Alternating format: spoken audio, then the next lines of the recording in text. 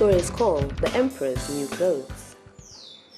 There was once an emperor who loved fine clothes. He scarcely let a day pass without parading some gorgeous new outfit before his subjects. One day, as his procession made its way through the crowd, he was approached by two crooks. They told him that they were weavers from a far land who had learned the art of making a special cloth that would surpass any he had ever seen before. It was the most beautiful fabric in the world, they said, yet it could only be seen by those who were wise and able. The emperor gave them a big sum of money and told them to begin weaving the special cloth right away. Day and night the two stayed behind the closed door of their weaving room. The emperor grew curious to see what they were making, but fearing that he might be unable to see the magic cloth, he first sent his chief advisor instead. The advisor entered the room to find the weavers hard at work, their shuttles flying through a completely empty loom. "Do you like it?" they asked. The advisor dared not admit that he could not see any cloth. People would know that he was a fool. He pretended to like the cloth a great deal, and as the two weavers talked of its colors and its smoothness, he remembered everything so that he might report it to the emperor. Now, the emperor went to take a look for himself. After all, if his advisor had seen the cloth, certainly he himself will have no problem.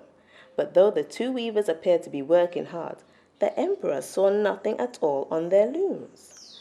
"I must be stupid and incompetent," he thought.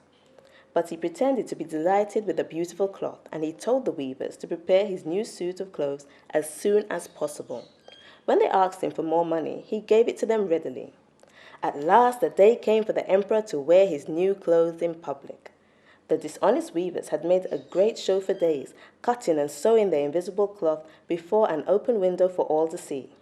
All those who watched pretended to admire the supposedly beautiful cloth, for none wished to be thought stupid or incompetent. The weavers entered the emperor's dressing chamber holding their arms high, as if keeping the new garments from dragging on the floor. They carefully dressed the emperor in the make-believe clothes, saying how well they suited him, though the emperor could plainly see in the mirror that he was stark naked.